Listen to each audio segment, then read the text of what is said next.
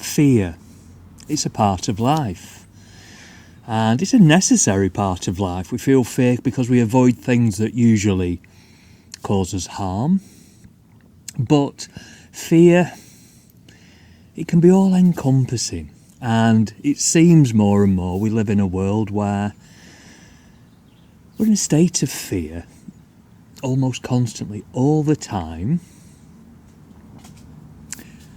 Just let me say, if you want to like this video, share this video, subscribe. I put these videos up now every day pretty much. So sharing the video, sharing the love really. So fear, a part of life, but it can be all-encompassing. And how does fear impact upon you? Well, physically, it'll affect the way that you breathe. The way you breathe really is the way that you exist. It affects the way you breathe, it'll affect the way you digest your food. It'll affect all of the aspects of your life. It can be paralysing. And it seems that in this world, in this society, fear is almost taken as to be natural. You look at the news, we read the papers, you see the different platforms online, and it's all bringing about a state of fear. What can we do? Well, you can recognise the things that stimulate or bring about this fearful feeling, this emotion if you like, and you can avoid those stimuli. So if it is the news, if it's seeing what's going on in the world today, limit your use of the news, the way that you see the news. You can ignore it, or you can just once a day. If you've got a handheld device, a smartphone if you like, there's a constant bombardment. And Luke, I'm not telling you what to do. I'm just simply sharing with you things that I've found helpful in my life, things that come from years of a hatha yoga practice. Doesn't mean you've got to practice for years. That's why I'm sharing these things with you right now. To be present to what arises.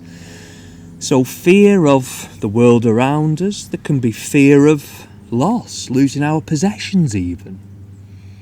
There can be fear of losing people around us. And these are all very relevant, very real fears. So I'm in no way undermining that sense of fear. There can be fear ultimately of our own mortality, fear of our own death. And even if you don't feel that's at the forefront of your mind, usually deep down subconsciously, we all have this underlying fear of the unknown, underlying fear of death, our mortality. So what do we do? Well, for one thing, it's sheer arrogance to think that you can just simply say, I'm not going to be afraid of that anymore. I'm going to push that away. You can maybe believe it for a second or two, but usually these things are very deep-seated. They're rooted in our very psyche. And so familiarise yourself with moments of fear. Fear can lead to anxiety to panic attacks. And as I say, it's sheer arrogance for me to sit here and say, oh, if you do this, if you do that, it'll alleviate that fear. Accept that you feel that fear, and in that acceptance you're accepting as well yourself. You're not trying to recreate a better version of yourself where you don't feel that fear. And in that acknowledgement, that acceptance, in that love for yourself, or maybe it'll disempower in a way your fears. So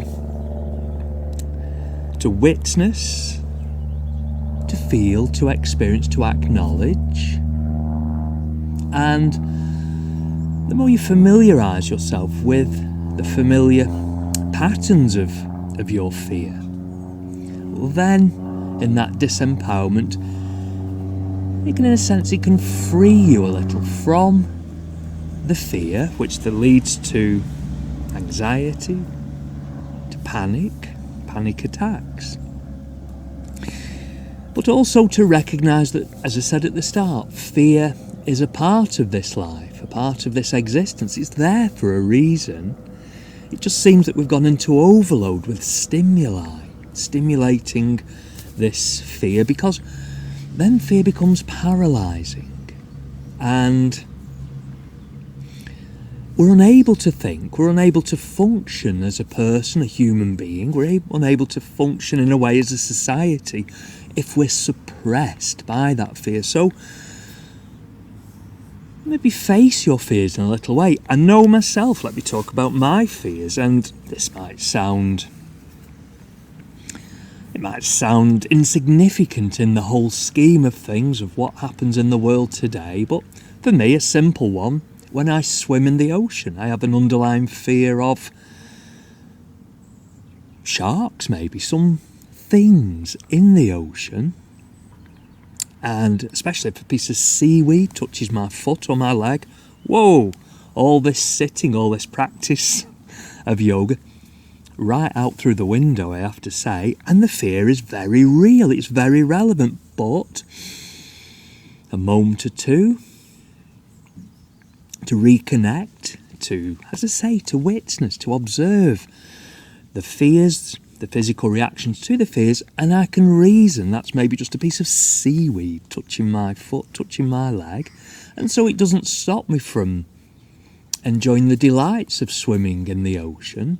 But I'm just telling you that because we all feel fear. So as you move through your day, as you move through your life, it's important really, first of all and foremost, to connect with yourself. How do you feel? How often do you ask yourself that question?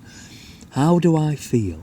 And if you witness, if you experience an underlying level of fear, anxiety, well then maybe contemplate, reflect, what is it that's stimulating that fear, and then there's maybe something that you can do to remove that stimuli. Like I say, if it's the news, if it's current events in the world, limit yourself to your exposure to those stimuli. If it's something more deep-seated, well then, in a sense, you embrace the fear. Fear is an aspect. It's a part in that moment of yourself, so you don't deny that. But maybe in that witnessing you disempower the fear. So sharing this with you, because it's helped me. It's a coping strategy, it's a tool to help me move through my day. So hopefully, as I share with you, a tool to help you to move through your day, through your life. Well, thank you for allowing me to share the love. Press the like button, subscribe, the notification bell. It's all part of the process of moving with this technology, helping me to share my musings, helping me to share the love. Thank you.